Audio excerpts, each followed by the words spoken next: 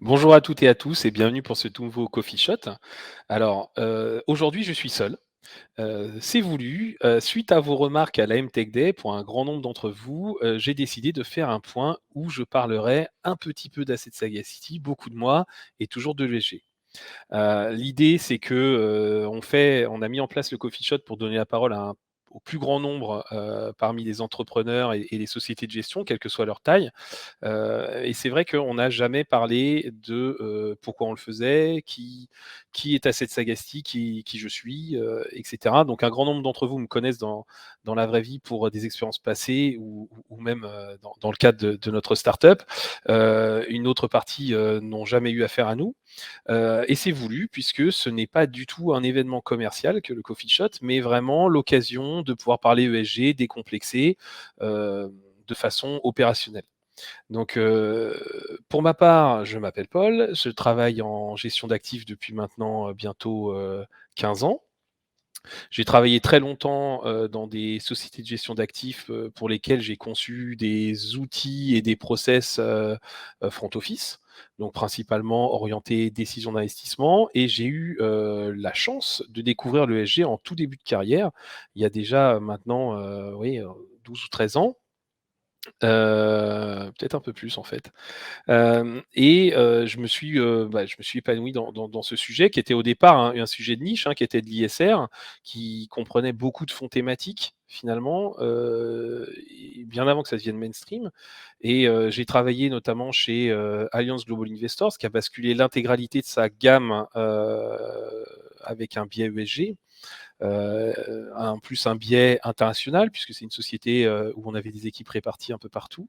Et ça a été hyper intéressant, ça a été très enrichissant de voir un petit peu les appétences des différents marchés, mais aussi la conception que peuvent avoir deux gérants d'une même classe d'actifs, mais pour des clientèles différentes, qui ont des biais culturels différents.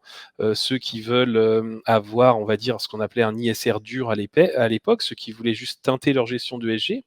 Et aujourd'hui, on a la chance de voir que le marché converge vers une vision où l'extra-financier devient nécessaire. Après, voilà, on est tous au fait, on est tous du même milieu, donc on a tous conscience que l'implication extra-financière dans les investissements est loin d'être le même d'une société à l'autre et voire même d'un desk à l'autre. Voilà.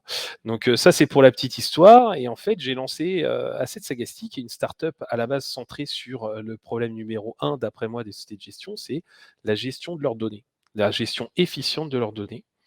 Et en fait, c'est un sujet qui est très, très lié à l'extra-financier. Ça, on y reviendra un petit peu après, parce que j'ai tendance à poser la question régulièrement à mes invités, quelle est la boulette que vous avez faite? Et je pense que chez Asset Sagacity, la boulette qu'on a fait, c'est de ne peut-être pas assez mettre en avant le fait qu'on a toujours fait de l'ESG. En fait, on est une plateforme de gestion de données et quelque part, on a juste voulu quelque part communiquer sur le fait que de la donnée, qu'elle soit textuelle, qu'elle soit visuelle, qu'elle soit numérique, restait une donnée et qu'on était en capacité de la gérer, que c'était notre métier, qu'on avait cette conviction forte de dire qu'une société de gestion, si elle veut avancer de façon efficace, il faut qu'elle soit en mesure de maîtriser sa donnée et non pas voilà, laisser bricoler chaque département dans son coin, utiliser un peu ce qu'il veut, mais plutôt justement essayer de favoriser une émergence d'une synergie des différents départements autour de cette gestion de données. Et en fait, on a toujours intégré de la donnée ESG sur nos plateformes, on a toujours travaillé avec de la donnée ESG, sauf que quelque part, on ne le communiquait pas particulièrement parce que on communiquait ça plus comme une donnée comme une autre. Et ça a été la boulette qu'on a faite, puisque finalement, à partir du moment où notre nom est ressorti dans différents comités ou de bouche à oreille pour le fait qu'on gère, par exemple, tout le moteur de calcul ESG de Carmignac Gestion, ou que on travaille pour Egamo, Apicil, etc., sur des dynamiques ESG, en fait, quelque part, tout d'un coup, les gens ont pris conscience de dire ah, vous faites de l'ESG. Mais en fait, non, on en a toujours fait. Et ça a été la boulette de notre part, je pense. Alors après, j'ai tendance à dire si on devait garder une spécificité de notre démarche. Ça, c'est ce que je pose aux habituels intervenants. Notre spécificité, c'est qu'on n'a Pas vraiment de spécificité. Notre force, c'est qu'on soit agnostique. On travaille aussi bien avec des petits providers, de la donnée open data que du gros provider. Je veux dire, on travaille aussi bien avec, les API du FMI qu'avec, tout simplement, MSCI ou Vigeo ou peu importe. Et ça c'est un positionnement qui est voulu, qui est de dire notre spécificité, c'est qu'on représente on veut coller à la vision de la société de gestion parce qu'on a la conviction forte qu'il n'y a pas une façon de faire de l'ESG, de l'ISR, du durable, mais aujourd'hui, on est en pleine phase d'exploration. Des indicateurs naissent tous les jours, qui sont plus ou moins pertinents, qui rendent certains obsolètes. Et donc, je pense qu'on est dans une étape du marché où on doit pouvoir garder cette flexibilité, cette capacité pour une société de gestion à explorer de nouvelles sources de données, explorer de nouveaux indicateurs à calculer et à reporter, mais aussi toute cette étape doit rester propriétaire. C'est-à-dire que si on impose des sources, si on impose des modèles de calcul, la problématique derrière, c'est que quelque part, on impose la façon de faire de l'ESG. Et aujourd'hui, je mets au défi n'importe qui de m'expliquer qu'il a la bonne façon de faire.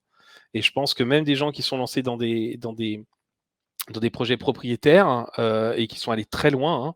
Je pense par exemple à Mirova avec Carbone Fort, et cetera. Je pense qu'ils n'auront jamais la présomption de vous dire: «Oui, on sait tout gérer et notre façon de faire est la seule et la meilleure et l'unique». Parce que ce n'est pas vrai. En fait, on a tous des biais de par, la structure de notre société de gestion, de par notre, culture déjà, de par, les moyens qu'on peut y mettre aussi, hein, faut être franc, les données, ça coûte cher. Voilà, donc et puis, faut pas oublier que toutes les sociétés de gestion ne sont pas au même niveau de développement de leur politique ESG. C'est-à-dire que vous pouvez pas demander à toutes les sociétés d'être déjà, équipées et d'avoir des process et des algorithmes et des modèles qui correspondent à des choses que font des sociétés, qui font de l'ESG depuis 10 ans.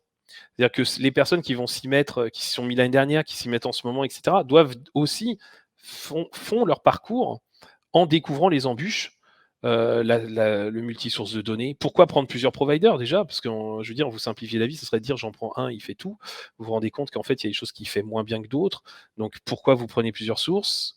Quand vous en prenez, bah, comment vous faites pour réussir à les mixer et avoir une vue cohérente? Quand vous en prenez 2, 3, 4, ensuite comment vous gérez votre propre vision de ces points en fait, hein? Parce que l'extra-financier, ce que je disais, ça reste encore, avoir une vue holistique et extrêmement compliqué. On a tous des biais, d'analyse qui sont bien spécifiques et donc bah, voilà, certains providers vont coller à votre vision, d'autres non. Peut-être qu'il faut les mixer, peut-être que c'est comme pour les ratings, à un moment, la vérité se situe au milieu, de plusieurs providers. Donc voilà, il y a toute une dynamique qu'il faut accompagner et alors la spécificité d'Asset Sagaci, si nous n'en avons pas ou si nous en avons une, ça serait nous collons à la dimension spécifique de notre client. On n'a pas vocation à imposer une méthode, on n'a pas vocation à imposer des fournisseurs et vraiment c'est très important pour nous. Alors demain, vers quoi on va?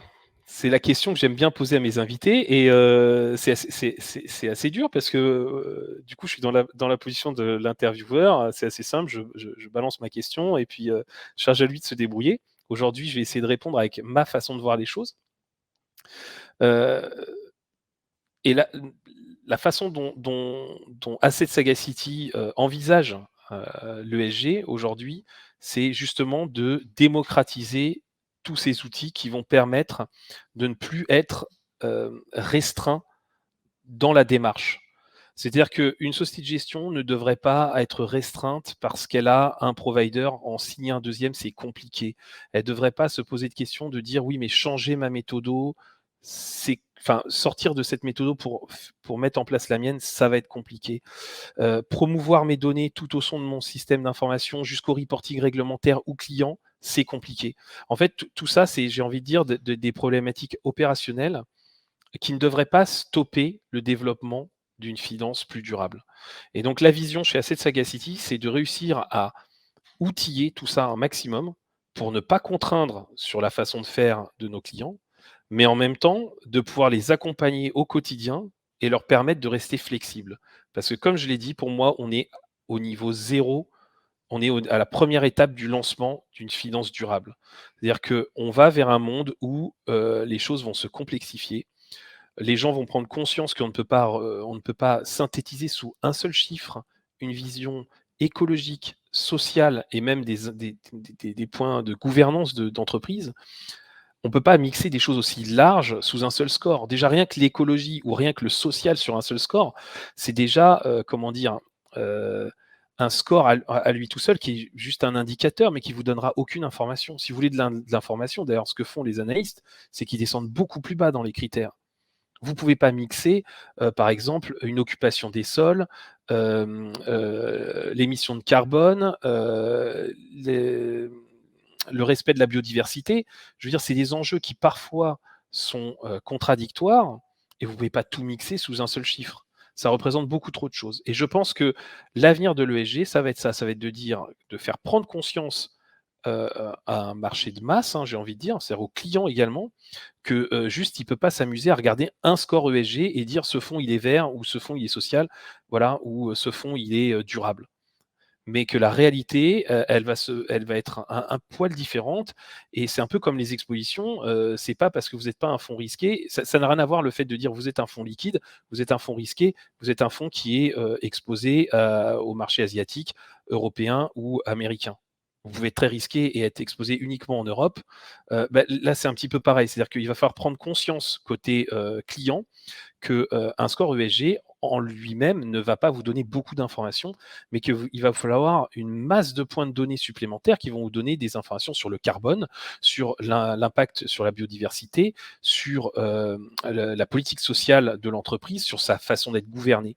Et moi, je pense que c'est ça l'avenir de l'ESG, c'est qu'on accepte le fait que ce soit une matière complexe qui nécessite des sources diverses et variées et qui soit représentée par des points de données nombreux. Moi, je pense que c'est ça l'avenir.